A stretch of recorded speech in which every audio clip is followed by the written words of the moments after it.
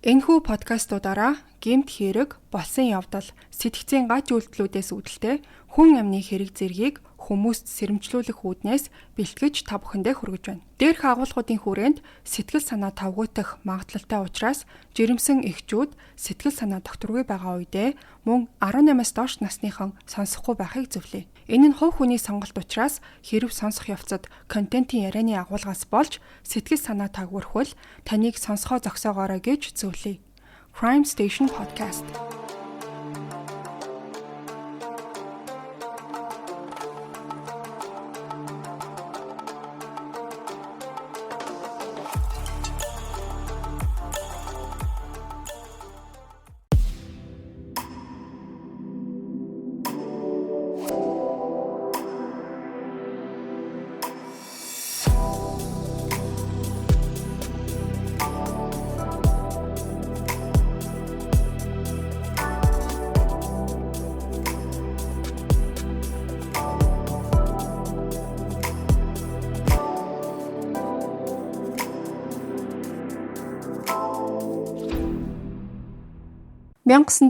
оны 8 сарын 31-ний өдөр арт түмний гүнж гэж нэрлэгддэг байсан Диана гүнж автомашины ослоор нас барсан. За энэ мэдээ бол тэр даруйдаа дэлхийд даяар тарж хэвлэл мэдээллийн гол ярианы сэдэв болж гашуудал олон твийг хамарсан. Гэхдээ энэ их уу гашуудлын дунд олон асуултууд гарч ирсэн. Осол яг юунаас болсон, нас барсан нөхцөл байдал ямар байсан? За энэнд бол хааны гэр бүл холбоотой байсан уу гэх мэт хүмүүсийн мэдмээр байгаа ч гэсэн тэр дорхноо бүх зүйлийг тайлж мэдэхгүй байсан зүйлүүд бол зөндөө байсан. За энэ ослоос үүдэлтэйгээр ямар хуйлдааны онолууд твшүүлэгдсэн гэдгийг өнөөдрийн дугаараар та бүхэнд нэлээд задаргаатай ярьж өгөх болно. Диана 1961 оны 7 сарын 1-нд Спенсерийн язгуурчны гэр бүлд төрсөн. За эцэг гэх нь болох Джон Спенсер, Фрэнсис Спенсер гэд хоёр хүн болохоор нийт 4 хүүхэдтэй. За Диана болохоор тэдний 3 дахь хүүхэд нээсэн. За түүний эцэг гэх нь Viscount гэд цолтой. За өөрөөр хэлэх юм бол Британий язгуурчны ангидалд багтдаг байсан болохоор Диана ол төрөхдөө хүндэт Диана Спенсер гэдэг цолтой байсан юм байна. Гэхдээ төрөх үеэр нь эцэг гэх нь баг зэрэг сэтгэл дундуур байсан юм бэлээ. За яагаад гэхээр энэ хоёр бол урд нь хоёр охинтой болцсон байсан. Тэрнээс гадна нэг нярай хүүхдээ бас алдчихсан. Тэгээд гэр бүлийн удам залгах хүү төрөөсэй гэж хүсэж исэн юм байна. Тэгэхээр 3 дахь охин болж төрсэн Диана гүнжийн хувьд өөрийнхөө бага насыг тэр бол нэг тийм сайхнаар дурсаад байдаггүй. Тэгээд Дианаг нэг настай байхаас нь эхлээд эцэг эх хоёр нь бол нэлээд харилцааны асуудалтай болцсон. Бараг ингээд салах дээрээ тулаад би аз жаргалгүй хүүхэд насыг өнгөрөөсөн. Ээжигээ үргэлж уйлж яхахыг нь хардаг байсан. Аав тэр талаар хизээч биднэрт ярьдаггүй. Бид нар ч асууж зөрхөлдөггүй байсан гэж дурсаж ярьсан байдаг. За ингэж байж байгаа хэдэн жилийн дараа бол удаан хүлээсэн хүүн төрөөд түүнээс хойш удалгүй эцэг гэх гэхдээ салсан бэлээ.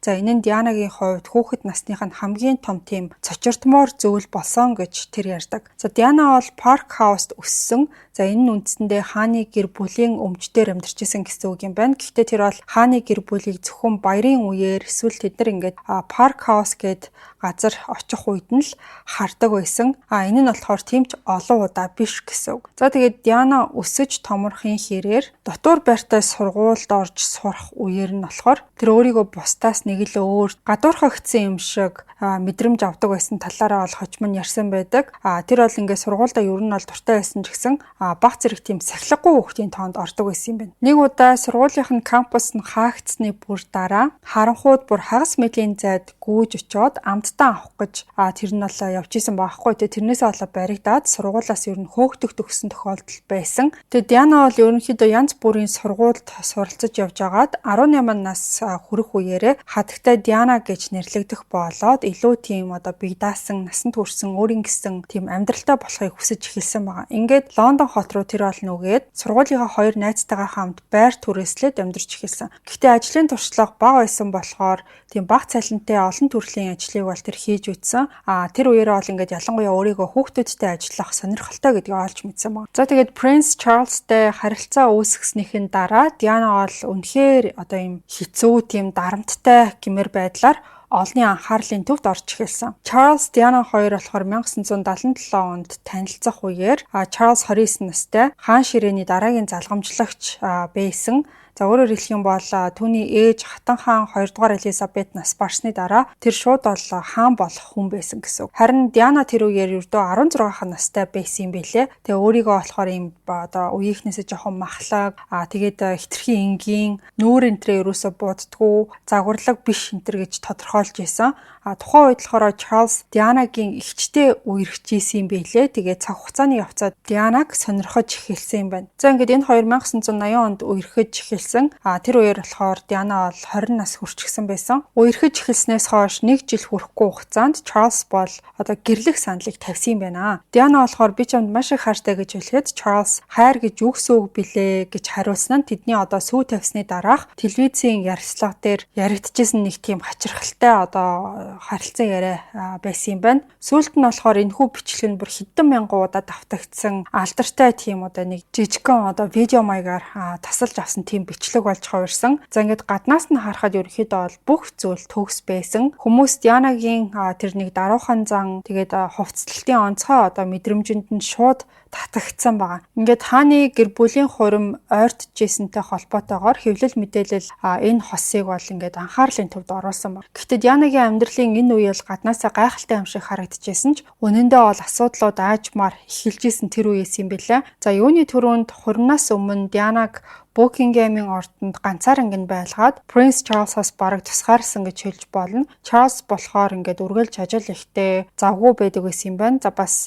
Диана гинт л одоо ингээд өөрөө ч хүсээгүй байхдаа маш алдартай хүн болоод хувийн орон зай гэж зүйлэл энэ хүнд байхгүй болж ирсэн. Жишээ нь гэх юм бол ингээд тухайн үеэр дөнгөж машин барьж сурч исэн юм байна л та. Тэгэл тэрийг нь ингээд зургийг авдаг ч юм уу бичлэг хийдэг. За тэгэл тасгал хийх гээд гарах болгонд нь ингээд машиныг нөгөө папарацууд байнга одоо дагаж араас нь гэж мөшгдөг байсан ба. Ингээд ийм одоо эмх замбраагүй байдалтай байх үеэр бусдад бараг мэддэхгүйгээр Диана болохоор булимия гэд хооллолтын эмгэгтэй байсан юм бэлээ. За энэ нь нэг талаараа бол түүний гэр бүлд эм төрлийн өвчний түүх орд нь бол байсан. За нөгөө талаараа болохоор шинэ амьдралынх нь авчирсан тэр их стресс төгшүүртэй нь холбоотой байсан. Ийм байдалтай байж агаад эцэст нь болохоор одоо нөгөө Чарльз хурмаа гэж гуйсан болохоор зөвшөөрөхөөр шийдээд 1981 оны 7 сард хурим болоод түүнийг бол Уэлсийн гүнж гэж нэрлсэн юм байна. Гэтэ тэдний харилцаа цааш үргэлжлэх тусмаа асуудал байгаа гэдгийг ерөнхийдөө ингээд маш сайн ойлгож ирсэн ба. Гэрлэлтээс өмнө ч гэсэн Диана бол 2 дахь эмэгтэйг бол мэддэг байсан. За тэр нь бол мэдээж нөгөө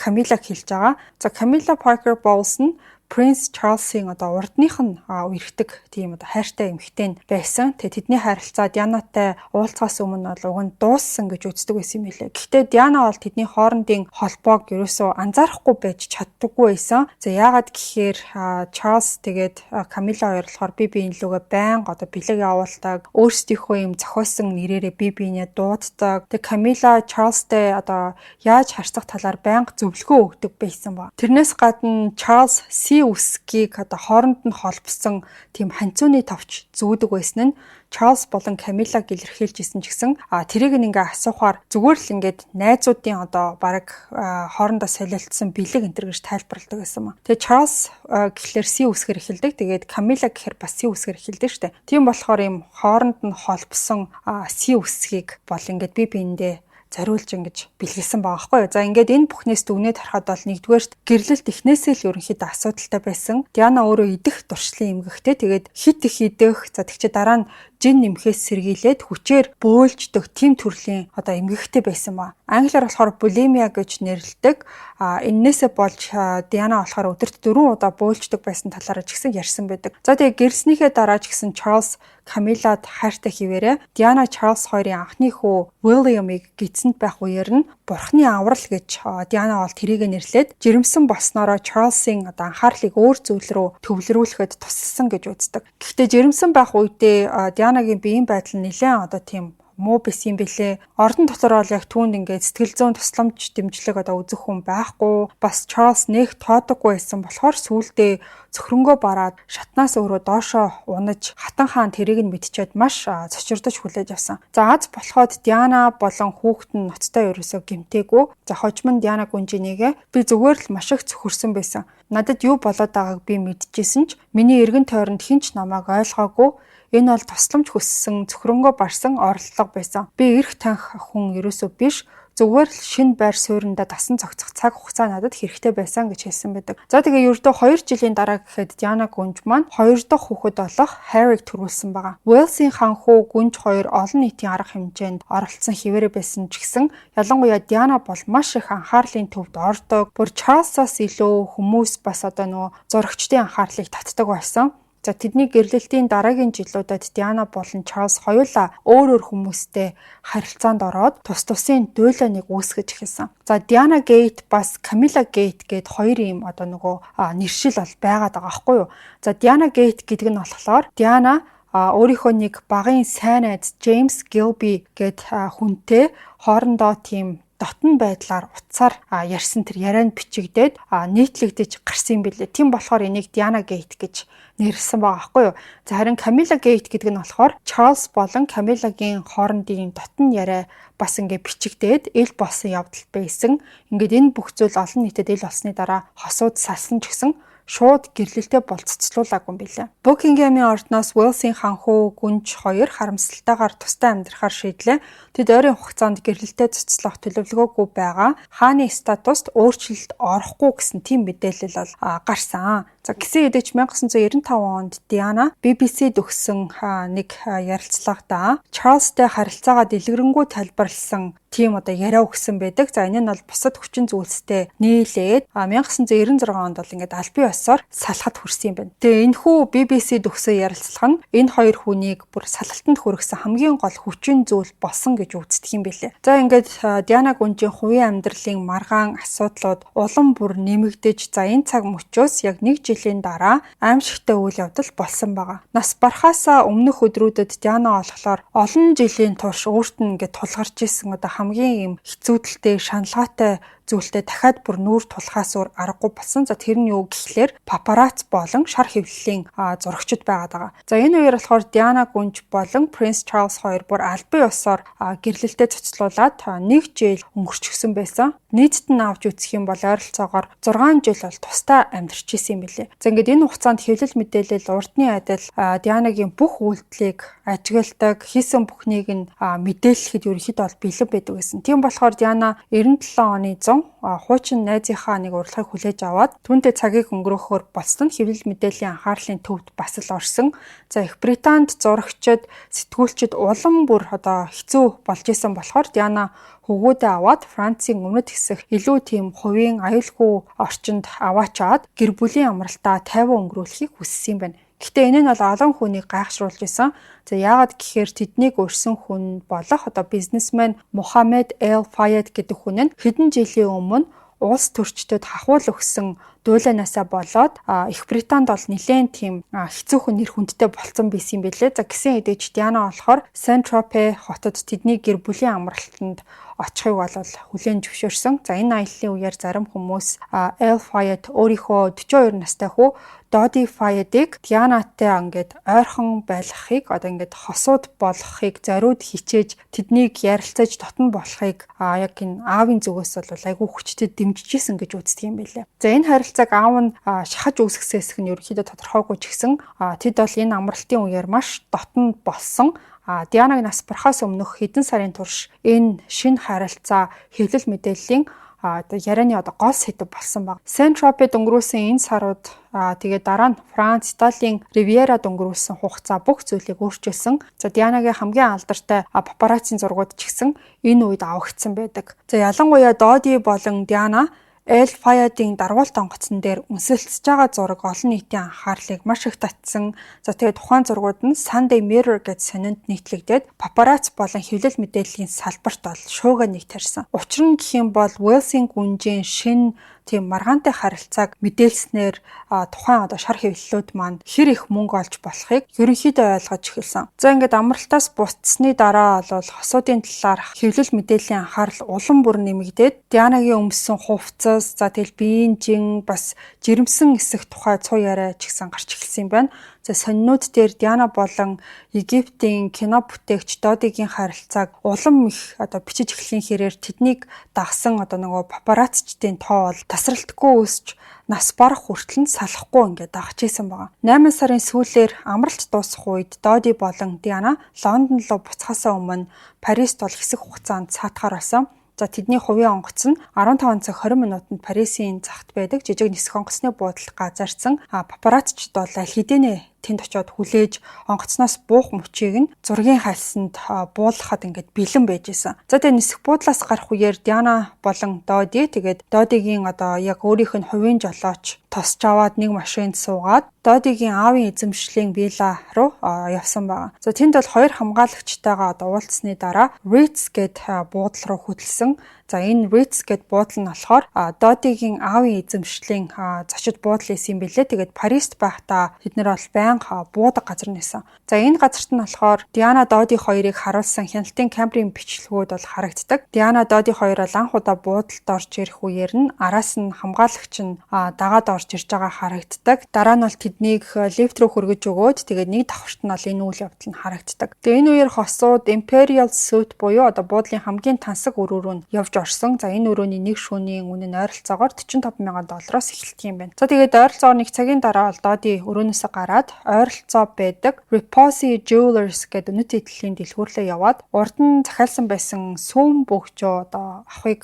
зорж исэн байгаа байхгүй юу. Додигийн ойр байсан хүмүүс тэр дундаа түүний туслах нүртэл ингээд Доди Дианад тэр өдөр эсвэл дараагийнх нь өдөр гэрлэх санал тавих гэсэн гэж хожим нь ярьсан байдаг. Гэхдээ Дианагийн ойрын хүмүүс тухайлах юм бол ингээд түүний эгч тэгээд найзууд бас түүний туслахын хийснээр бол Диана дахиад гэрлэхийг хүсэхгүй гэдгээ тодорхой илэрхийлжсэн тухай ярьсан байдаг. За нэг найзтай бүр утсаар ингэж ярьсан ба. Надад гэрлэлт яг л нүүрэн дээр гарсан тууралт шиг хэрэггүй зүйлээ гэж ярьсан байсан. За тэгээд нөгөө үнэт эдлийн дэлгүүрт 7 орчим минут болсны дараа Доди болохоор дэлгүүрээс ямар ч зүйл аваагүй зөвхөн танилцуулгыг нь аваад гараа явсан. Тэр бол нөгөө Ritz гэд буудлынхаа нэг туслах ажилтнаа бүгжийг дараа нь аваад ирээрэй гэж даалгасан. За ингээд дараа нь Доди буцаад нөгөө Imperial Suite рүүгээ яваад орсон. За ойролцоогоор 1 цагийн дараа Диана Доди хоёр хамтдаа өрөөнөөс гараад Додигийн орон сууц руу явахаар шийдсэн. За тэнд бол ойролцоогоор 2 цаг хагасын турш байсан юм байна. Парис хот дотор тэдний явж исэн бүх маршрутын туршид Philip Darno гэдэг хүн жолоочийн үргийг гүйцэтгэжсэн. Тэгээд байнга нөгөө папараццинууд араас нь дагаад исэн болохоор арай илүү туршлагатай юм жолооч угаасаа хэрэгтэй.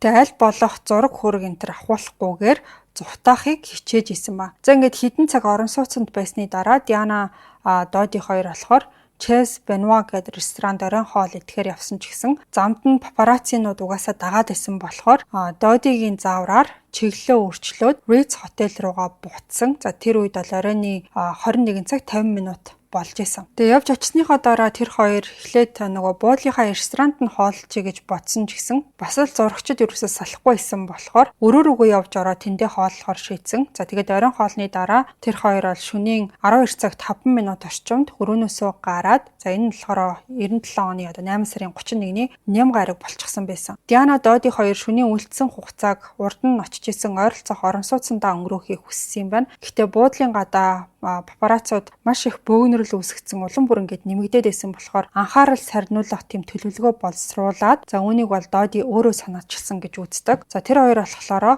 тийм саатуулах хуурах төрлийн хоёр тийм машиныг буудлынхаа урд байрлуулад тэгээ өөр нэг Mercedes машин болохоор арын хаалганы тэнд тэр хоёрыг авах гээд хүлээж исэн. Тэр машиныг нь болохоор Henry Paul гэд хүн жолоодохор олсон юм билээ. За тэр бол Ritz буудлын хамгаалалтын дарга байсан. Ерөөсөө тийм албан ёсоор ингээд жолоочийн өөрийг гүйцэтгэдэг хүн бол байгаагүй мэн. За тэгээ шөнийн 12 цагийн үед бол хяналтын камерын бичлэг Henry Paul хосуудыг Mercedes руу дагуулж явж байгаа нь харагддаг. За тэр үед ч гэсэн зурагчид бүр аль хэдийнэ хойтлын алгаргаа орж ийн гэдгийг мэдээд бүр зураг аваад эхэлсэн байсан. Диана Доди хоёр болохоор арын суудалд суугаад Henry Paul болохоор жолооны арт. За тэгээд Дианагийн хамгаалагч нь Trevor гэдэг хүн байдаг. Тэр болохоор урд суудалд суусан юм. Тэгээ хамгийн харамсалтай нь машин доторх хинч ингээд нөгөө хамгаалалтын бүсээ зүүгээгүй байсан. Хэсэг хугацааны дараа папарацчид болохоор гүнж буудлын арын хаалгаар гарсан гэдгийг ойлгоод хид хідэн машинаараа хөөж эхэлсэн. За энэ үед бол шөнийн 12 цаг 20 минут болж исэн. Henry Paul болохоор орон сууц руу машинаа чиглүүлсэн баг. За тэгээд урьдчилж төлөвлөсөн маршрутаараа яваад Парисын төгжрлээс зайлсхийгээд Сена гэд мөрний дагуух замаар явж эхэлсэн. За энэ нь бол мэрэгжлийн жолооч нарын хийдэг зөв шийдэл байсан ч гэсэн папараццууд замд нь бол нэлээд саад болж исэн байгаа. За ослын дараа ингээд Mercedes машиныг харсан олон гэрчээс бол мэдүүлэг авсан юм билэ. За тэдний ихэнх нь болохоор машин бүр маш хурдтай явж исэн гэж хэлдэг. За нэг одоо харсан гэрч болох жолооч хэлэхдээ тухайн машиныг дор хаяад 4-6 мотоцикл дагж исэн. Машин бол ингээд ямар ч тогтворгүй баруун зүүн тийш ингээд савлж исэн гэж ярьсан байдаг. За өөр нэг гэрч болохоор машин одоо яг ингээд зигзаг юм шиг хөдөлгөөн хийгээд тэр үеэр хурдаа ерөөсөө ингээд багасахгүй нэг ижил хурдтай явж исэн гэж ярьсан. За ихэнх мэрэгжлийн жолоочд бол энэ үеэр Avenue Marquis эсвэл George V руу эргэх байсан ч гэсэн Henry Paul яагаад ч юм шууд Alma-гийн доогоорх одоо түнэлээр ингээд хонглоор яваад орсон. Яагаад ингэснийг нь бол ерөнхийдөө хинч мэддэггүй.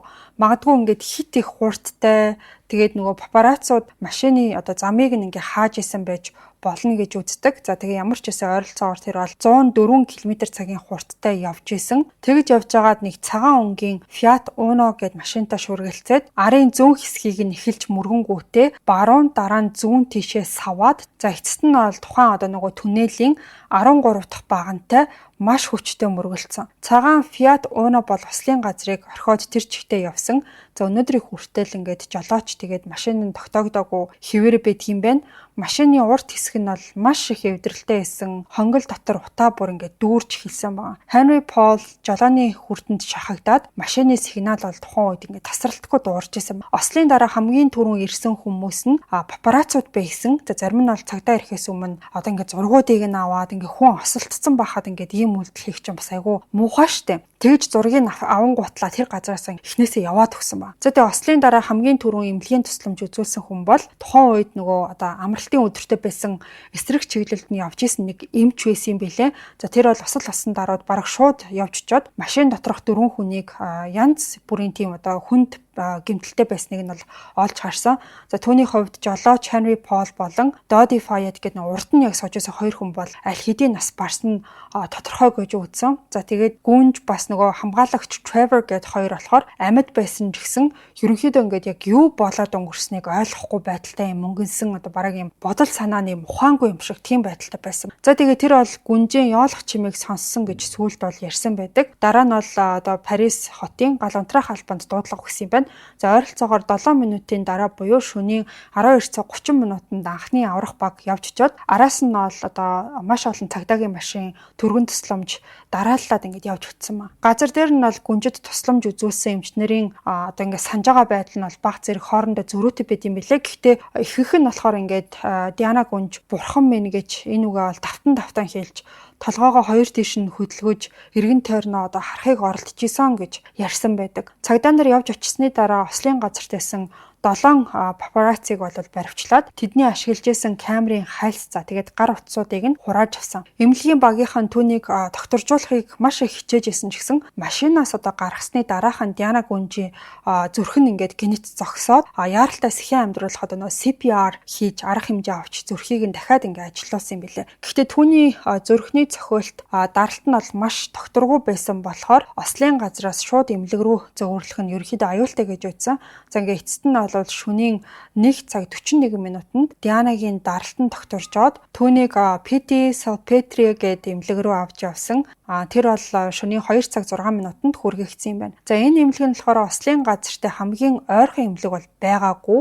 Энийг нь онцолж ярих хэрэгтэй баг. Зарим хүмүүс болохоор ингээд Диана Гүнжийг ийм хол эмнэлэг рүү авч явсан нь амьд үлдэх боломжийг нь ингээд бууруулах зорилготой байсан гэж үздэг ч гэсэн энэ талаар бол дараа одоо яригдах болно. За харин нөгөө Trevor гэдэг хамгаалагч нь бас яг Дианагийн одоо хөргүүлсэн эмнэлэг рүү хүргэгдсэн байлээ. Гэхдээ одоо Trevor болохоор ингээд машинд хавчигдсан байсан болохоор одоо Mercedes машины дээврийг нь одоо тайрсны дараа гаргаж чадсан болохоор илүү удаан хугацаа зарцуулсан юм байна. Эмнэлэгт хүргэгдсэний дараа Диана Гүнжийн гэмтэл нь одоо айгүй тийм ноцтой амь насанд шууд аюултай гэдг нь бол тодорхой болсон. За энэ үед тэр бол бүрэн ухаангүй болоод өөрөө ерөөсөө амьсгалж чадахгүй байсан. Тэгээ шууд рентген зураг авч үзэхэд бол гүнжийн одоо дотор эрхтний их хэмжээний цус алдалтай байсан гэдэг нь бол тогтоогдсон юм байна. За эмчнэр болохоор цус алдалтын шалтгааныг нь олоох, цус алдалтыг нь зогсоохоор олон төрлийн эмчилгээ хийжсэн ч Дианагийн одоо зүрх нь бол дахиад зогссон. За харамсалтай нь одоо энэ удаад бол түүнийг аврах боломж юусоо байгаагүй. хүү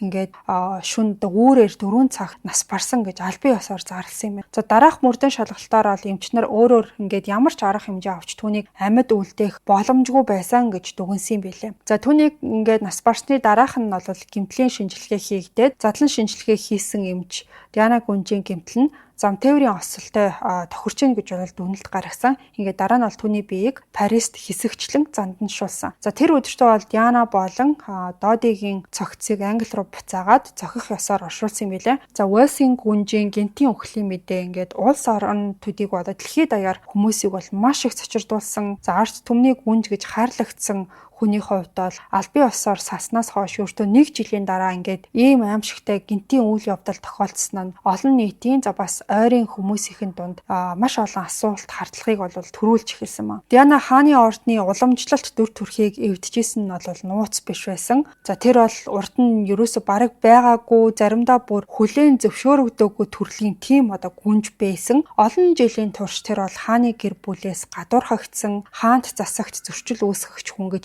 нэрлэгддэг байсан ч гэсэн түүнийг нас барсны дараа зарим хүмүүс энэ түүнийг зайлуулах төгс арга байсан байж магадгүй гэж бодож эхэлсэн юм билээ. За тэрнээс гадна нас барах үедээ ирээдүйн Английн хааны ээж болсон хүн Египтийн мусульман эртээ үерхжсэн нь зарим хүний хувьд бол маргаантай зүйл юм шиг санагдчихсэн юм билээ.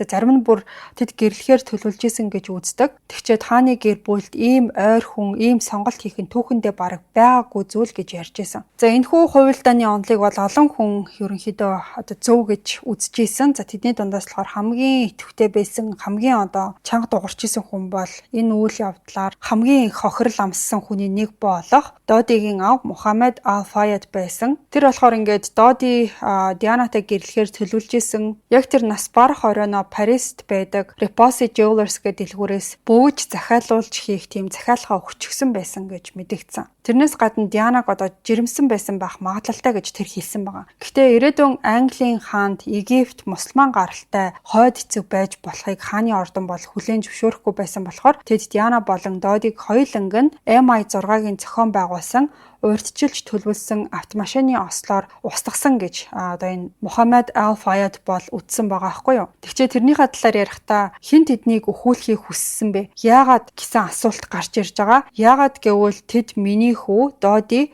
Египт мусульман хүн ирээдүйн хааны хойд эцэг болж чадна гэдгийг хүлээн зөвшөөрч чадахгүй байсан гэж энийгээ тайлбарласан байдаг. За тэгээ цааш нь ярихдаа өөрийн хүүхдийг чинь Британий хааны гэр бүл гэж нэрлэдэг бүлэг хүмүүс хөнөөсөн гэдгийг мэдэх амаргүй гэж мэдэгдсэн.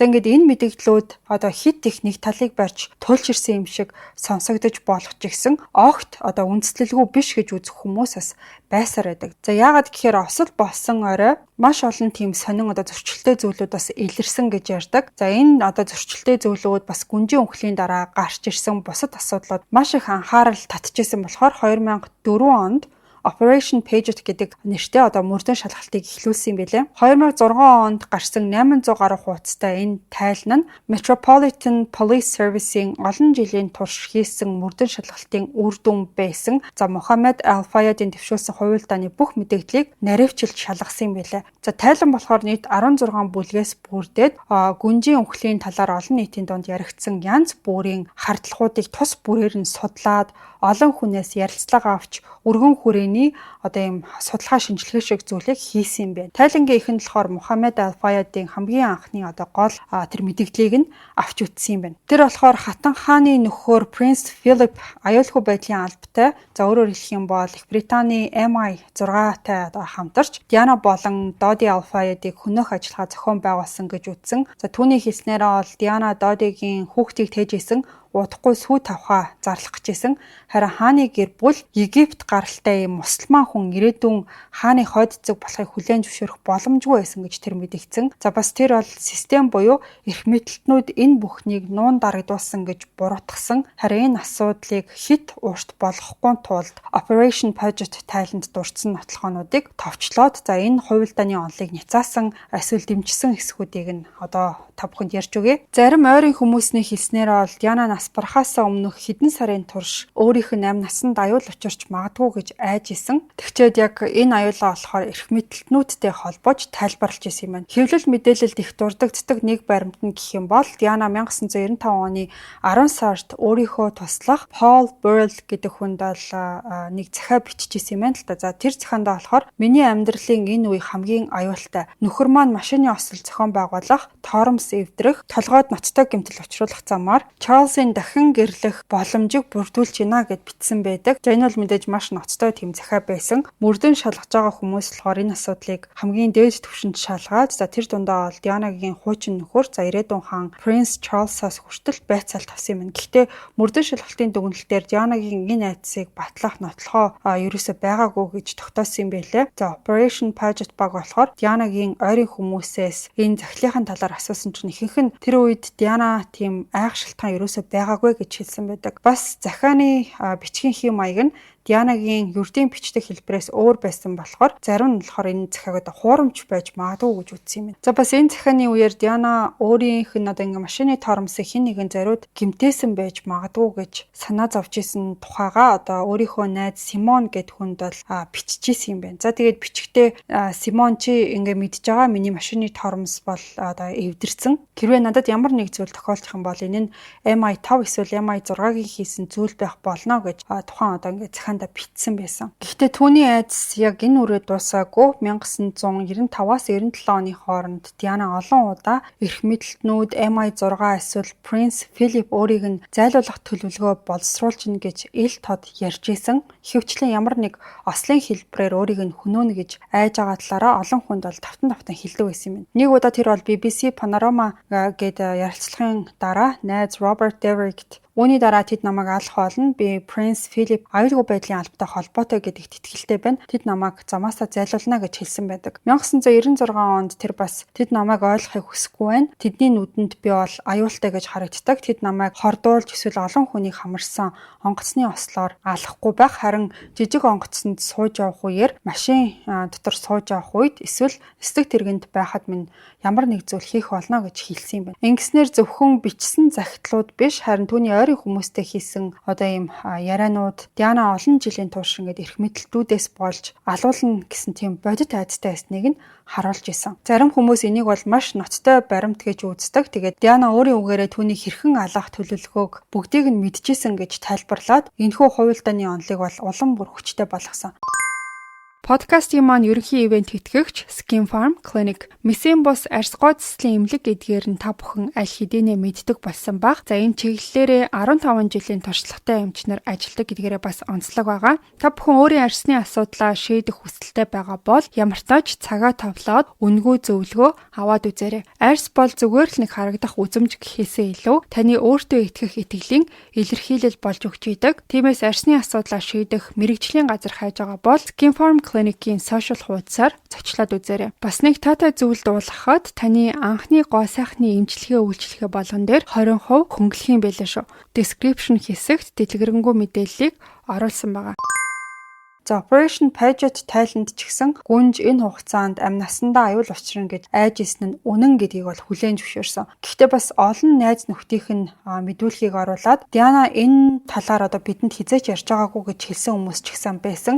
За ингээ эцэст нь тэд бол Дианагийн айдас бодит байсан ч гэсэн энийг нь батлах ямар ч нотлохоо олдоогүй гэсэн тийм дүгнэлтэнд хүрсэн юм байна. За олон хүн бол Дианагийн өхлийн гол шалтгаан нь папараццийн тасралтгүй тэгээд ийм нэг дарамттай араас нь хөөж исэн үйлдэл гэж бол үздэг. Түүний амьдралын туршид ингээ сэтгүүлчэд, зурагчид түүнийг бараг мөшгөж амьдралд нь ямар ч тийм хувийн орон зай үлдээлгүй хойноос нь сток хийж бүх зүйлийг олж мэдхийг оролддог байсан. Амьдралынхын сүүлийн мөч хүртэл тэд нар хойноос нь дагсаар байсанд бол маш их хүмүүс дургуутдаг. Ялангуяа Додитэй үнсэлцэж байгаа тэр нөгөө дарвалт онгоцон дээр байсан зураг гарсны дараа энэ хосын зураг бол асар их мөнгө олох боломж болсон учраас дэлхийн өнцөг булан бүрээс нөгөө папарацууд бүр тэднийг ингээд зорж очиод дагаж эхэлж исэн юм. За тэгээ урд нь ярьжсэнчлэн Диана болон Доди бол Парист газардсан цагаас эхлээд нөгөө папарацууд чинь хойноос нь хөөж цаг минут тутамд бараг өөрсдийн гаргасан төлөвлөгөөгөө өөрчлөхөд хүрч исэн. Ослын яг өмнөх цаг мөчүүдэд болохоор папарацууд тэднийг осол болсон хонгил руу ороход хүргэсэн гэж үздэг. Ослын дараа бол хамгийн түрүүн ирсэн хүмүүс ч гэсэн угаасаа папарацууд байсан. Тийм болохоор зарим хүмүүс папарацууд яагаад ингэж авирлсан, тэдэнд Диана Додигийн байршлыг хэн мэдээлсэн гэсэн тийм бол асуулт гарч ирдэг. За ингээд энэс улбаалаад папарацууд санаатаагаар ингээд Диана Гүнж болон Додид хор учруулах ямар нэг зорилготой байсан уу гэсэн том асуулт гарч ирсэн. Зарим онлоор бол 3 дахь этгээд папарацуудыг зориуд дуудаж тэднийг аль болох шахалт үзүүлэхэд хүргэж осол гаргах нөхцөлийг бүрдүүлсэн гэж үздэм билээ. Харин өөр нэг онлоор бол олон тооны папарацууд донд нэг тийм хүн санаатаагаар шургалж ороод эрх мэдэлтнүүд эсвэл MI6-гийн захиалгаар ослыг санаандгүй юм шиг харагдуулах үүрэгтэй байсан байж магадгүй гэж таамаглалт юм билээ. Ингээд энэ онлуудыг шалгахын тулд Operation Paget Bug болохоор тухайн шөнө Ritz хотелд байсан бүх папараццинуудыг тогтоож бүгдийг нь байцаасан. За мөрдөн шалгалтаар тогтоогдсноор бол Диана болон Доди буудлаас гарахдаа арын хаалгаар гараад урд талд нь 2 тийм хуурах маягаар машин тавиад папараццинуудыг төөрөгдүүлсэн. Гэрчүүд бас папарацчдын мэдүүлгүүдийг нэгтгэж үзэхэд бол олон мотоцикл, машин тэдний нөгөө Alma гэд түнэл рүү хүртэл дагсан нь үнэн. Гэхдээ ослыг тэд бол шууд үүсгэсэн ямар ч тийм нотлохоо олдоогүй юм билээ. Бас ослын дараа зурагчид шууд зураг авч эхэлсэн нь ёс зүйн хувьд бол маш тийм эвгүй үйлдэл байсан ч гэсэн гүнжийг аврах ажиллагаанд саад учруулсан тийм баримт илрээгүй гэж дүгнсэн. За энэ бүх мөрдөн шалгалтын туршид цагдаа бас хэвлэл мэдээллийн хамгийн их анхаарал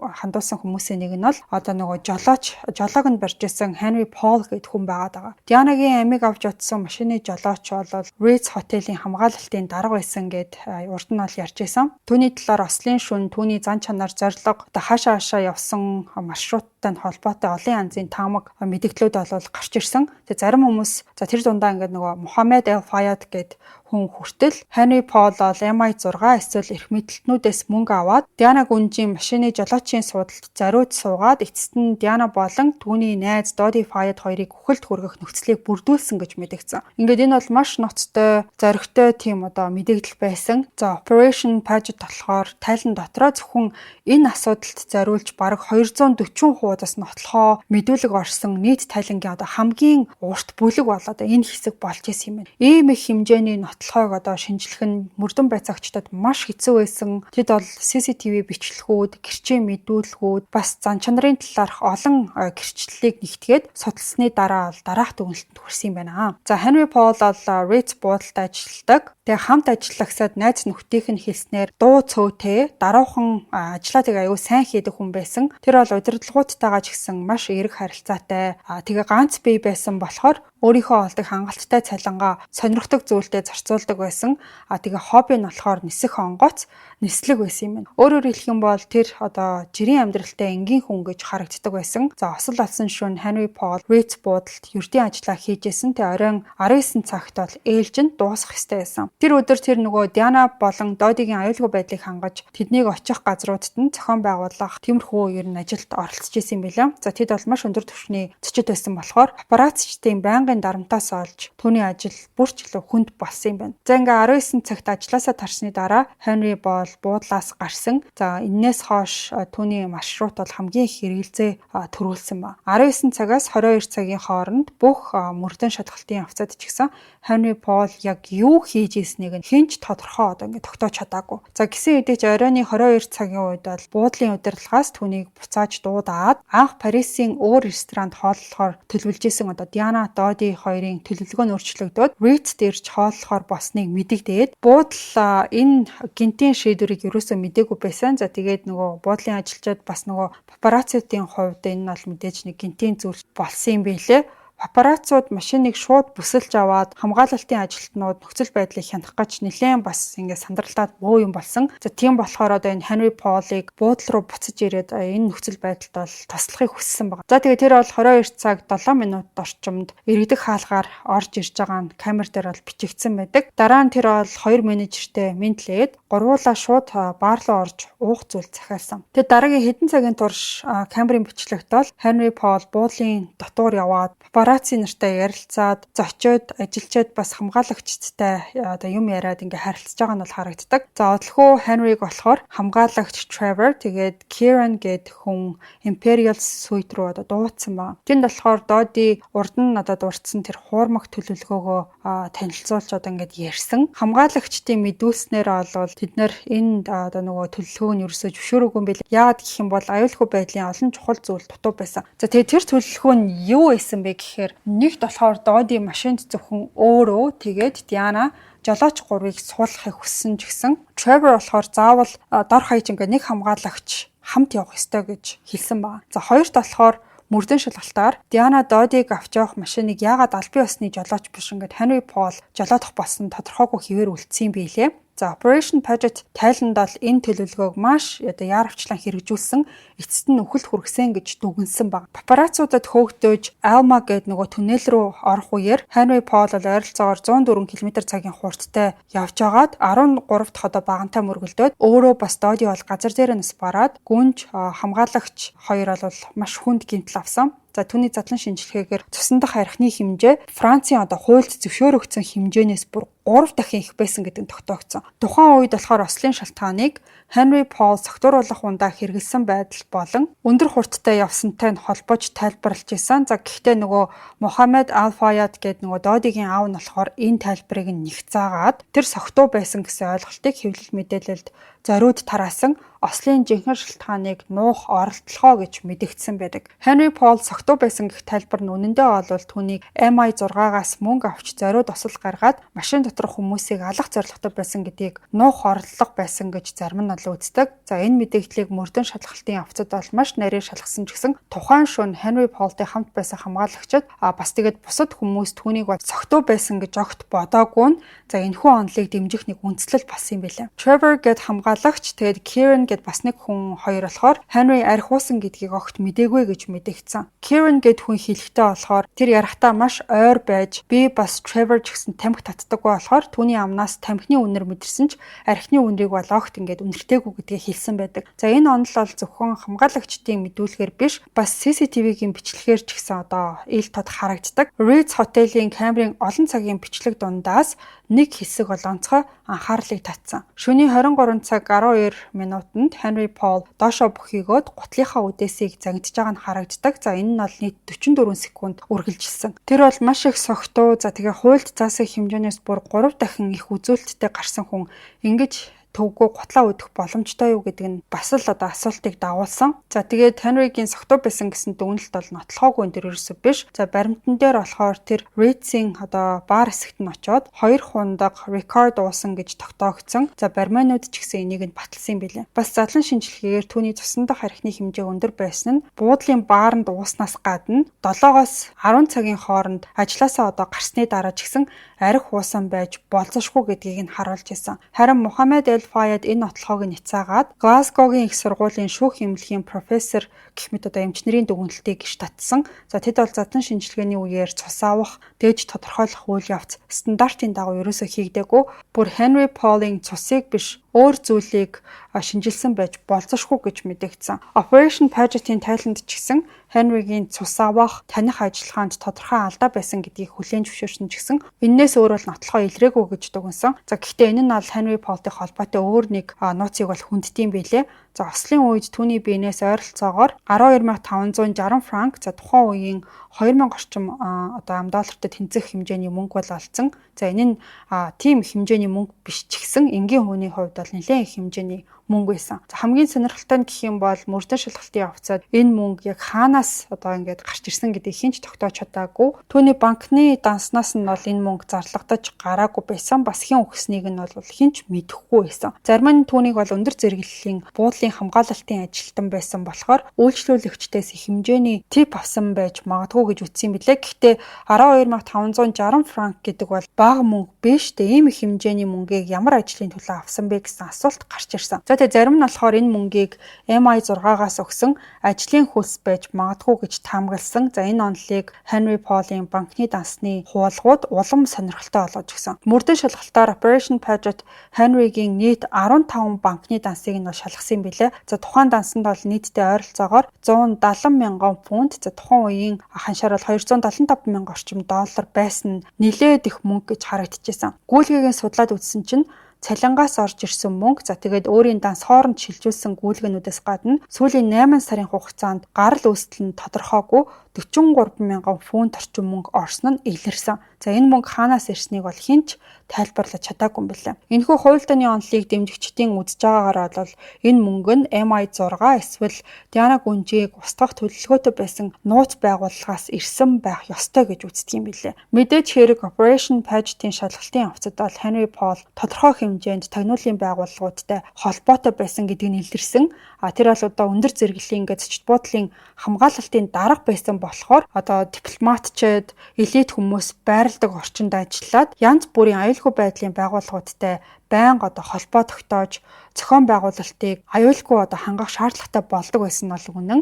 За Henry Paul бол тагнуулын байгууллагуудтай холбоотой байсан гэх гол нотлохоонуудын ихэнх нь болохоор Richard Tomlinson гэдэг хуучин MI6-гийн ажилтны мэдээлэлээс бол гарч ирсэн.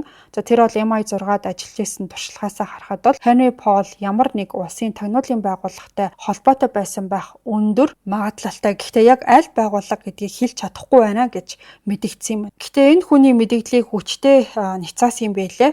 Operation Paget-ийн MI6-гийн баримт бичгүүдийг шалгасан мөрдөн байцаалтаар Henry Paul-ийн талаар бүр ямар ч тэмдэглэл олдоогүй. Тэгээд зогсохгүй Францын DST гэх тагнуулын байгууллага Henry Paul-тай тодорхой харилцаатай байсан гэдгийг хүлээн зөвшөөрсөн. Тэд бол түүнийг зочд буудлын орчинд мэдээлэл цуглуулах үүрэг өгч исэн гэж албан ёсоор одоо өөрсдөө мэдэгдсэн байна. Гэхдээ DST-ийн 1997 оны 8 сарын 30-ны шөнө Henry Paul-тай холбоо бариагүй, бас түүнтэй Диана Гүнжтэй холбоотой ямар ч мэдээлэл цуглуулж байгаагүй гэж баталсан. Эцэст нь бол Operation Paget дүгнэхдээ Henry Paul MI6-тай холбоотой байсан гэх баттай нотлохоо байхгүй, бас DST-тэй холбоотой байсан ч Диана Гүнжийн талаар мэдээлэл дамжуулж исэн баримт байхгүй гэж үзсэн. Ослын дараах эмнэлгийн үйл ажиллагаатай холбоотой хуульдааны онлууд ч гэсэн гарч ирсэн. За ялангуяа Диана Гүнжийг шууд эмнэлэг рүү зөөхгүй эхлээд ингээд ослын газар эмчилсэн одоо ингээд нөгөө CPR энтерс хийгээдсэн гэсэн шүү дээ. Тэнд нь ингээд эмчлэх гээд одоо үзээдсэн нь олон хүний одоо хардлагыг төрүүлсэн юм билээ.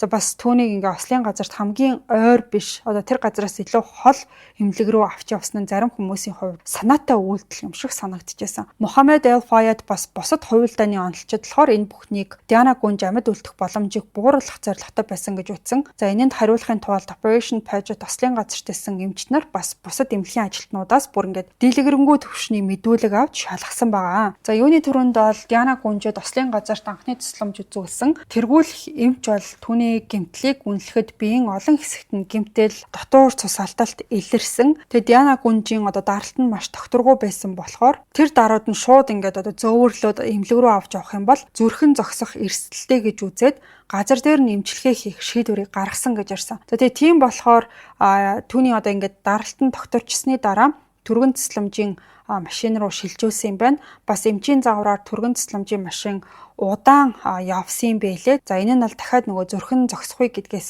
сэргийлэх зорилготой байсан. Тэгчээд Диана Гүнжийг болохоор ингээд ойрхон байсан эмнэлэг рүү биш тэр нөгөө PT Salpetriere гэд эмнэлэг рүү авч явсан шийдвэрийг тухайн эмч нь өөрөө гаргасан байна. Тэр бол ойрхон эмнэлэг нь одоо нөгөө шаардлагатай тэр тоног төхөөрөмж байхгүй гэж үзээд харин тэр PT гэд эмнэлэг болохоор ийм хүнд гэмтлийг эмчлэх чадвартай баг бас тухайн шөнө ажиллаж исэн мэрэгжлийн эмч байсан гэдгийг нь одоо өөрөө мэдчихсэн байгаа. За тэгээ тийм болохоор тухайн одоо нөгөө тусламж үзүүлсэн эмч маань мэрэгжлийн мэдлэг дээрээ үндэслээд илүү хол боловч илүү сайн тоноглогдсон эмнэлгийг сонгосон. За энэ нь бол ямар нэг тийм хорлонтой тийм зорилгоор тийм зүйл одоо бодож дотроо муу юм бодож шийдвэр гаргаагүй гэж өөрөө бол ярьсан байдаг. Диана Гүнж нас барсны дараах минут секундэд бол осолт оролцсон бүх хүмүүс маш хүнд үүрэгтэй тулгарсан. За тэр нь болохоор зөвхөн холбогдох хүмүүст мэдэгдэхээс гадна Уэлсийн гүнжийн цогцсыг зохих ёсоор ямар нэг одоо арга хэмжээ авах шаардлагатай болсон юм билээ. За энэ үед гарч ирсэн хамгийн маргаантай асуудлуудын нэг нь болохоор Диана Гүнжийн цогцсыг хэсэгчилж занданшуулах тийм шийдвэр байсан юм билээ.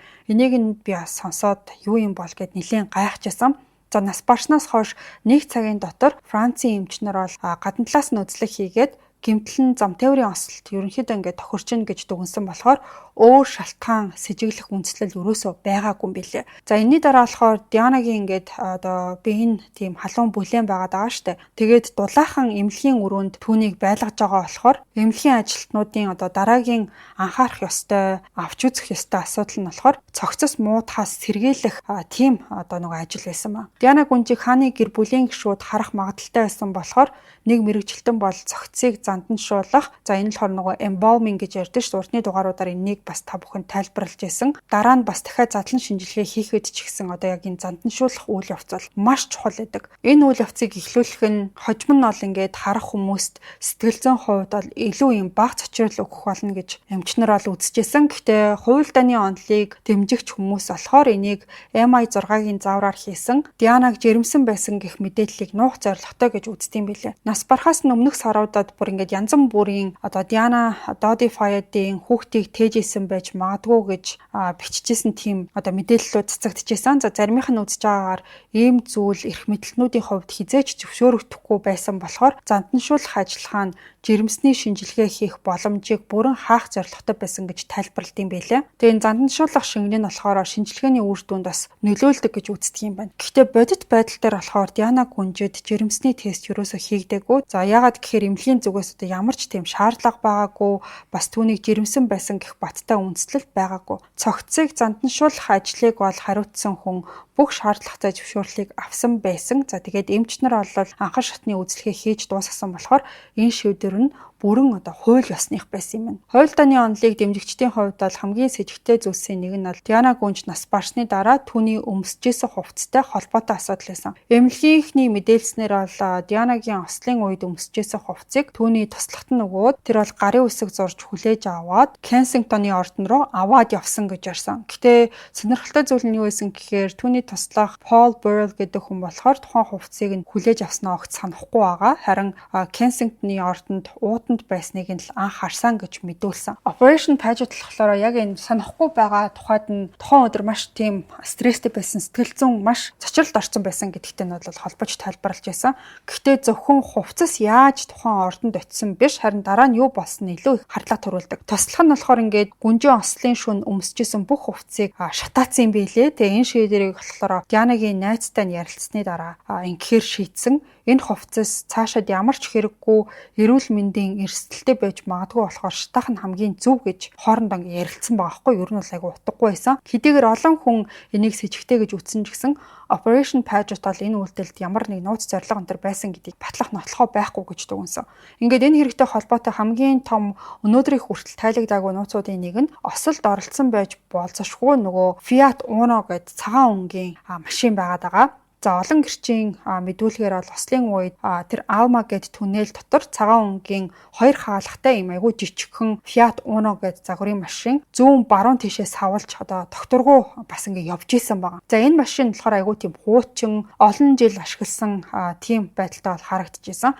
Жолооч нь болохоор 40-50 орчим насны цагаан арьстай эрэгтэй байсан гэж тодорхойлсон. За бас машин дотор тийм бандана зүүсэн том нохоо байсан гэж гэрчүүд бол хэлдэг. Гэрчүүдийн мэдүүлэг за тэгээд Диана сууж явсан Mercedes машины их бит гарсан зураас энтрээс нь хараад үзэхэд бол Fiat Uno машин Mercedes-тэй шүргэлцсэн нь осолд нөлөөлсөн байж магадгүй гэж үздэг юм байна. Дианаг нас барсны дараа Францын цагдаагийн анхны мөрдөн шалгалтын явцад бол нэг папарацци анхаарал татсан. Тэр болохоор Францын өмнөд хэсэгт ажилладаг гэрэл зурагчин James Anderson гэдэг хүн байсан. James нь болохоор Диана бас Додигийн харилцааг ойроос дагж исэн тийм одоо зурагчдын нэг. Тэгээд алдарч даргуулт онгоцны зургуудыг авах үеэр Saint-Tropez байсан юм байна. За хамгийн сонирхолтой нь гэх юм бол тэр хүн цагаан Fiat Uno машин одоо эзэмшдэг байсан. Тэгээд Alma хонгол явж исэн машинтай ер нь бол маш төстэй байсан юм байна. Анхны мөрдөн шалгалтаар Францын цагдаа нар бол түүний гэр бүлийнхнээс нь ослын шүн хаана байсан гэсэн тийм одоо асуултыг бол асуусан. За эхнэр нь болохоор James 8 сарын 30-наас 31-нд шилжих шөнө гэртээ байсан гэж батлаад бүр яг хэдэн цагт харснаа хүртэл хэлсэн. Харин 18 настай хүүн өөр мэдүүлэг өгөөд аав нь тэр шөнө гэртээ байгаагүй магадгүй гарцсан байсан баха гэж хэлсэн юм байна. Гисэн хэдий ч мөрдөн шалгалтаараа бол Джеймсийн хүүн тухайн шөнө найзындаа байсан. Тэгэд оройтож гэртээ хараад харих үед нь ээж аав хоёр нь аль хэдийнэ унтцсан байсан гэдгийг тогтоогцсон. Тийм болохоор тэр аавыгаа унтахаас өмнө хараагүй байх магадлалтай. За үннээс нь болоод гэртээ байгаагүй гэж бодсон байж болно. Түүний гэр бүлийнхнээс гадна бусад папарацци болон хамт ажилладаг хүмүүсээс нь байршлыг нь асуусан чинь ихэнх нь түүнийг бол тухайн үед Парист байгаагүй гэж баталсан. За яагаад гэхээр түүнийг Ritz хотел дээр хинч хараагүй бас ямар ч CCTV бичлэгт үлдээгүй байсан. За гисэн хэдий ч нэг хамт ажилладаг хүн нь бол өөр мэдээлэл өгсөн юм билээ. Тэр болохоор ослын үед өөрөө Ritz буудлын дээр бас Alma гэдэг нөгөө түнэл дотор байгаагүй ч гэсэн James Anderson болохоор сүүлд нь тэр найздаа тэр шөнө би Парист байсан, бүр ослын зургийг хүртэл авсан гэж хэлсэн талаар мэдүүлсэн байна. Тэгээ тухайн зураг нийтлэгдсэн тохиолдолд маш их шуугиан дэгдэнэ гэж James нөгөө хамт ажилладаг хүндээ ярьсан байгаа байхгүй юу. Тэгээ энэ яриа болохоор 1997 оны сарын үеэр James түүний гэрт очиж зураг авалтын ажил хийх үед хоорондоо өрнүүлсэн ингээд яриа юм байна. За түүний хэлснээр бол Джеймс энэ талаар бараг бахархалтай наргагүй ярьж Диана гүнжийн өхлийн талаар ном бичигт нь түүний аавын тусламжийг авахыг хүсэжсэн гэдгээ хэлсэн. Гэхдээ Operation Paget-ийн мөрдөн байцаагчид бол энэ мэдүүлгийг нь шалгаад гэрч худлаа хэлэх шалтгаангүй юм шиг санагдсан ч гэсэн Джеймс бол тухайн үед Парист байгаагүйг нотлох илүү хүчтэй баримтууд байсан болохоор энэ яриа зохиомжтой байх магадлал өндөртэй гэж дүгнсэн юм байна. Гэрчийн мэдүүлгээс үл хамаарч мөрдөн байцаагчид бол Джеймсийн эзэмшдэг тэр нөгөө Fiat Uno гэдэг машинд анхаарлаа хандуулсан. За тухайн машин нь болохоор ослын үеэр гэрчүүдийн тайлбарласан машинтай өнгө, марк, загварын хувьд бол маш төстэй, хуучин, айгүй олон жил унтсан тийм байдалтай байсан. Тэгээ ослын үед түүний машин нь 300 мянган гаруй километр явчихсан тийм машин байсан. За Францд хийгдсэн анхны мөрдөн шалгалтаар энэ машиныг нэрвчлээд шалгасан чинь зүүн талын хэсгүүд нь будагдсан эсвэл солигдсон байсан гэдэг нь илэрсэн юм билээ. За энэ хэсэг нь болохоор нөгөө Диана гүнжи сууж явсан Mercedes машинтай шүргэлцсэн байх магадлалтай хэсэг гэж үзсэн. Гэхдээ яг энэ засвар будгийн ажил нь тухайн машиныг осолд оролцоогүй гэж үзэх шалтгаан болсон юм билээ. За нэгдүгээр болохоор машины анхны будаг болох Bianco 210 нь Mercedes дээр үлдсэн будгийн мөртөө нь ерөөсө таараагүй. За хоёрдугаар болохоор будгийн ажил Ослоос нилээд өмнө хийгдсэн байсан гэдэг нь ямар нэг зүйлийг нуух зорилго байгаагүй гэдгийг нь харуулж байсан. Бас Джеймсийн эхнэр бас хүү аль нь түүний Fiat Uno машин 8 сарын 30-ны шөнө гэрийнхээ гадаа байсан. Парист очих ямар ч боломжгүй байсан гэдгийг бол баталсан байгаа. Тэгээ эндээс нэг асуулт бол гарч ирж байгаа. Ингээд яагаад бүх мэдүүлэг зөвхөн эхнэр хүү хоёрынх нь байгаад байгаа юм бэ? Яагаад ингээд Джеймс гэдэг хүн өөрөө тайлбар өгөхгүй байгаа юм бэ гэж та нар бодож иж магадгүй. За хариулт нь болохоор өөр нэг с ิจ гтэй нууцлаг үйл явдалтай холбоотой байсан. За Джеймс бол 2000 оны 5 сарын 4-нд автомашины ингээд гаалд нас барсан юм байна. За түүний машин Францын өмнөд хэсгийн аслагдсан ой модтой газраас олцсон. За тэгээд би энэ болохоор машин дотор шатсан байдалтай байсан юм байна. Машин бас тэгээ өөр төрөө ингээд шатамхай бодис асгасан байсан. За түүний өхлийг бол хууль сахиулагчид амиа хорлолт гэж дүгнсэн юм билээ. Тухайн үеийн Францын цагдаагийн мөрдөн шалгалтаар Джеймс урд нь найзуудтай амиа орлох тухай тийм бодлоо ярьж исэн. Бас өөрийгөө ингээ машин дотроо ингээ штат тухай хүртэл хэлж исэн гэдгийг тогтоогдсон. Гэхдээ яагаад ийм бодолтой болсон нь ерөөсө тодорхой шээсэн. Зарим найзууд нь бол гэр бүлд нь ямар нэг зүйл тохиолдох юм бол амиа хорлно. Эхнэр нь орхих юм бол амиа хорлно. Эсвэл зүгээр л ингээд амиа хорлохыг хүсдэг байсан гэж хэлж исэн гэж бол ярьсан байдаг. За бас зарим нь болохоор ингээд хүүн ирээдүйд нэлээд тийм өндөр үнэтэй сургуульд сурах гад хөөгч байгаа карьерийн зардлыг би одоо ингээд яаж дааж давахыг гэж санаа зовдөг гэж хэлж исэн. Гэхдээ банкны дансыг нь шалгаж үзсэн чинь энэ хүн бол доктортой орлоготой санхүүгийн дарамт тентэр ерөөсөө байгаагүй гэдгийг тогтоогдсон. Зарим хүмүүс за тэр дундаа ингээд нөгөө Мухаммед Эль Фаяд болохоор Джеймсийн энэ с ิจ гтэй өхлийг хуйлдааны нотлохоо гэж үтсэн юм байлээ. Түүний хэлснээр бол Диана гүнжийн машины ослын үед хамгийн ойр байсан байж болзошгүй Fiat Uno машиныг эзэмшигч Джеймсийг MI6 амийг нь хаахын тулд хөнөөсөн гэж мэдгдсэн. Гэхдээ цагдаагийн мөрдөн шалгалт бас гэрчүүдийн мэдүүлгээр түүний өхөлд с ิจ төрүүлэх цорын ганц зүйл нь толгоон зүүн хэсэгт нь байсан нүх байсан. Тэгээд энийг болохоор хожим нь галын нөлөөнөөс үүссэн гэж тогтоосон юм билээ. Бүх гэрчийн мэдүүлэгт бол тэр шөнө ойруу ганцаараа явж исэн. Ойролцоо өөр хүн, өөр машин байгаагүй гэж дурдсан болохоор түүний өхлийг бол ингээд эцэстээ амиа хорлолт гэж дүгнэх болсон юм байна. За ингээд ийм хуйлдааны онолоод одоо хүртэл олон нийтийн дунд яригдаж, энийг нь Operation Paget тайланд бүрэн тайлахыг оролдож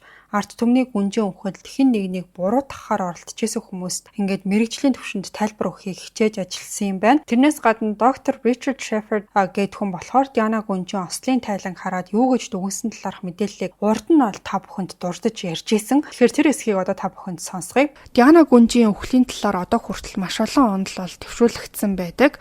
За тухайн үед яг Диана Гүнжин задлан шинжилгээг доктор Shepard маань бол гардаж бол хийгээгүй юм билээ. Түүний одоо хамт ажилладаг хүн гардаж задланг нь бол хийж исэн. Shepard дэмж болохоор шинжээчдийн хяналтын багийнх нь нэг гишүүн нь байсан. За мэрэгжлийн бүхэл бүтэн баг бүрэлдэхүүн энэ хэрэг дээр ажиллаж байхад гадуур болохоор өөр одоо олон мэдээллүүд зогсоо зайгууд харж байдлыг бол улам бүрд ордуулж исэн маа. Тэр хэрэг дээр болохоор зохих мөрдөн байцаалтын ажиллагаа явуулж яг юу болсон гэдгийг мөрдөх нь бол чухал байсан. 3 хүн бол тэр осолд амиа алдсан. Диана Гүнж, за Доди Алфаяд гэд нэртэй хүн, мөн одоо Henry Paul гэх нэртэй машиныг нь жолоодож явсан одоо ийм 3 хүн байсан. За олон ч талаас нь харсан машиныг жолоодож явсан Henry Paul гэх хүн бол хамгийн гол тухайн ослыг үүсгэхэд нөлөөлсөн хүн гэж харагдчихсан. Гэхдээ тэр хүн ослоос одоо урдчлан сэргийлэх гэж оролцсон ч тэр нь одоо бүтлгүүцсэн ч юм уу тиймэрхүү зүйлээс байх магадлал ч гэсэн бол төвшүүлэгдэжсэн.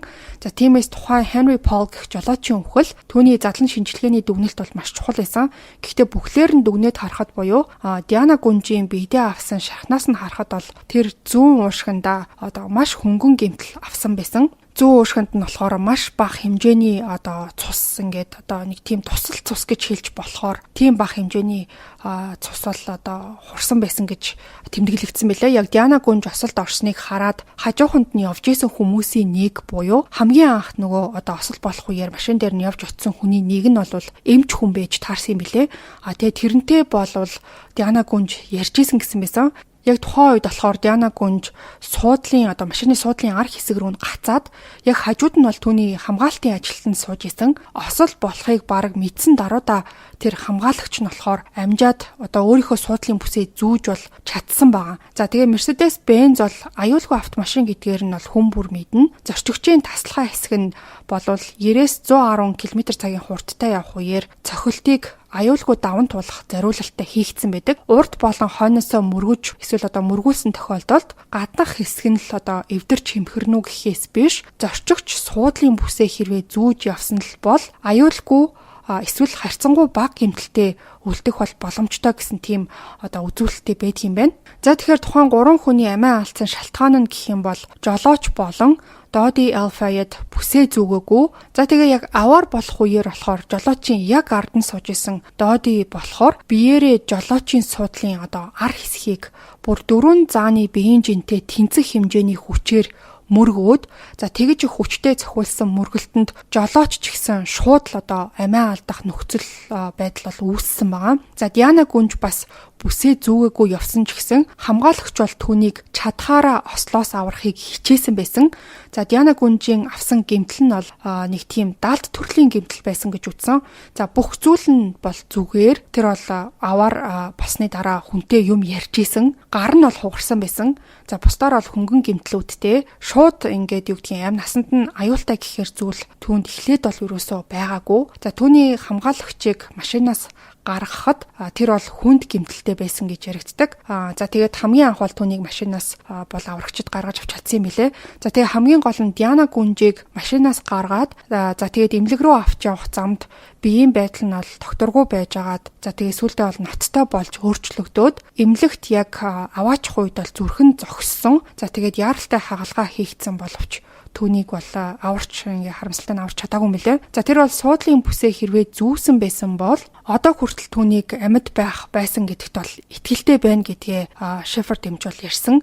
За түүний үхлийг тойрсон хуйлдааны онолууд бүгд л одоо утгагүй санагдчихсан маань тухайн үедээ хэдэн зуун зам тээврийн ослын хэрэг дээр ажиллаж исэн болохоор хэдийгээр Диана Гүнж бас л зам тээврийн ослоор амиа алдсан ч гэсэн бусад ослуудаас бол ерөөсөө ялгархаар зүйл байгаагүй. Бас л нэг эмгэнэлтэй үйл явдал байсан гэж ярьсан. За өөр хинч байсан бэ? Mercedes W140-д сууж яваад бүсээ зүүгээгүй амиа алдсан бол бас л одоо осол гаргах үедээ аюулгүй байдлаа буруу хангаагүйгээс болоод амиа алдсан гэсэн ижилхэн дүгнэлт одоо гаргах байсан гэж эмч бол хэлсэн. Тэгэхээр Диана Гүнжийн одоо автын осол дээр ерөнхийдөө бол доктор Shepard-ийн дүгнэлт олон жил жилийн дараач тэр олон жилийн өмнөч тэр яг л одоо нэг хэвэндээ байсан. Тэр бол харамсалтайгаар ингээд санамсаргүй автын ослоос болж амиа алдсан гэсэн дүгнэлтэн дээрээ бат зогсдсон билээ. Түүнээс гадна хүмүүсийн одоо төвшүүлж байсан онол гэх юм бол одоо жолооч нь албаар ингээд осол үүсгэсэн энэ нүхлийг бол санаатаагаар зохион байгуулсан энэ гэсэн зүйл байсан ч гэсэн эцсийн эцтэй ингээд мэрэгжлийн хүмүүсийн дүгнэлтээр бол яалтчгүй санаандгүй осол байсан гэсэн тийм дүгнэлт байсан. Ингээд олон нийтийн үзэл бодол хамгийн их яригдсан хувилдааны онолууд бас мэрэгжлийн хүний дүн шинжилгээг энэ удаагийн дугаараар та бүхэнд хүргэлээ. Уэльсийн гүнж Дианагийн үхэл Их Британь төдийгүй дэлхийн нийтийг зочирдуулсан. Тэр бол маш олон одоо сайн үйлсийн аянд нэгдэж өөрийн амьдрал, сэтгэл зүйн бэрхшээлүүдийнхээ талаар илэн далангуй ярьдаг. Маш хүнлэг зан чанараараа хүмүүсийн зүрх сэтгэл гүн суусан одоо эмэгтэй байсан. Түүнийг нас барсны дараах өдрүүдэд сая хүмүүс Kensington Palace, Buckingham Palace болон осол болсон Alma гээд нөгөө түнэл гэх мэт газруудад очиж цэцэг өргөөж харуулслаа бол илэрхийлж исэн. Сүүлдээ бүр ордны зүгээс хүртэл хүмүүсийг ингээд цэцэг авчирхаа одоо зогсоогоорой гэж хүсгэд хүрсэн юм байна. Хэд хоногийн дараа болсон оршуулах нь бол түүхэнд хамгийн олон үзэгчтэй шууд дамжуулалтын нэг болж дэлхийд даяар ойролцоогоор 2.5 тэрбум хүн үзсэн гэж бол тооцогдсон юм билээ. Ингээд ийм өндөр анхаарал татсан одоо үхлийн үеэр хааны гэр бүл ч гэсэн шүүмжлэлээс бол мултарч чадаагүй. За олон жилийн турш Дианаг хааны гэр бүлээс гадуурхсан гэсэн ойлголт байсан болохоор олон нийт оршуулгыг яаж зохион байгуулж ирснийг нь бол шүүмжилсэн. Ялангуяа Хатан хаан 2 дугаар Элизабет Дианагийн үхлийн талаар олон нийтэд хандаж хэлсэн үг нь Ослоос хойш 5 хоногийн дараа байсан нь хүмүүсийг маш бухимдуулсан. Түүнээс гадна Принц Чарльз ингээд Дианатай яаж харцдаг байсан нь түүнийг одоо олон нийтийн дунд аль хэдийн нэр хүндгүй болгосон байсан. Тэр бүр оршуулгын үеэр хар өнгийн гашуудлын хувцас биш ингээ хөх өнгийн костюм өмссөн нь шүүмжлэлийг бол хойноосоо дагуулж исэн. Тэгчээд энэ талаараа өөрөө ярихдаа Диана намайг хөхөнгийн хувцастай байхыг үргэлж илүүд үздэг байсан гэж тайлбарласан. За Дианагийн оршуулга бас Buckingham-ийн ордны дээрх тугны уламжлалыг бол өөрчилсөн юм байлаа. Ингээ түүний үхлийн дараа тугны шон хоосон байсан нь Хатан хаан ордонд байгаагүйтэй нь холбоотой байсан. Тэгээ хааны туг хизээж хагас буулгадаггүй. Учир нь гэх юм бол энэ нь хаант засгийн бэлэгдэл юм байна. Гэхдээ олон нийтийн хүчтэй дарамтнаас болоод Buckingham-ийн ордон анх удаага Британий төрийн далбааг мандуулж оршуулгын үеэр хагас буулгасан юм билээ. Диана гүнжийн үхэл олон нийтэд боддоор нөлөөлсөн. За Дианагийн нөлөө гэж нэрлэгдэх үзэгдэл хожим нь гарч ирсэн. За энэнийх нь үр дүнд бол ялангуяа ингээд түүний насны эмэгтэйчүүдийн дунд амиа хорлолтын түвшин нэмэгдэж бас сэтгэл зүйн тусламж хүсэх одоо хүмүүсийн тоо огцом өссөн гэж үздэг. Түүний нас барсан бас оршуулгын 7 хоногт цагдаад ирэх дуудлага 30%-аар за олон нийтийн зөрчил бол 28%-аар буурсан нь онцгой үзэгдэл болж чадсан. The Guardian сонины хийсэн судалгаагаар оролцсон хүмүүсийн бараг 4/1 нь Дианагийн үхлийг сүүлийн 100 жилийн Британий түүхэнд хамгийн чухал үйл явдал гэж үзсэн юм байна. Гүнж Дианагийн дэлхийд дахинд үзүүлсэн нөлөө бол Британий түүхэнд орлуулшгүй хэсэг болж үлдсэн. Олон зуун жилийн түүхтэй хаант засгийг илүү орчин үеийн илүү тийм хүмүүнлэг байдлаар харах тийм шинэ үндсийг бий болгосон гэж үздэг. Олон нийт хааны гэр бүлийг харах хандлагыг бүхэлд нь өөрчилсөн энэхүү чадвар нь түүнийг урд нь хизээч байгаагүй, магадгүй дахиж хизээч төрөхгүй хааны гэр бүлийн гишүүн болгож чадсан. Ингээд Диана гүнжийн нөлөө цаг хугацааг үл хамаарч түүнийг хайрлж исэн сая хүний зүрх сэтгэл тэр бол үргэлж арт түмний гүнж хэвээрээ байсаар ирсэн. За ингээд энэ удаагийн дугаар маань энэ хүрээд өндөрлөх боллоо. Та бүхэнд өнөөдрийн дугаар ойлгомжтой бас сонирхолтой байсан гэдэгт итгэлтэй байна. Яг ийм төрлийн мэдээллийг та нарт би одоо ярьж өгснөөрөө өөрөө бас мэдээлэлтэй болж авдаг болохоор яг сүүлийн цаг мөчид юу болж исэн за бас Диана гүнжийн үхлийн эргэн тойронд ямар хувилдааны онолууд төвшүүлэгдэжсэн талаар нэлээд бас дэлгэрэнгүй тайлбарлаж өгөхийг би хичээлээ. За өнөөдрийн дугаартаа маань Месийн бус арьс гоцлын Skin Farm Clinic хамтран ажиллалаа. Та бүхэн амралтын өдөр ая тухтай сайхан өнгөрүүлээрэ. Ингээд эх 7 хоногт бас нэгэн сонирхолтой дугаараар эргээд уулзъя.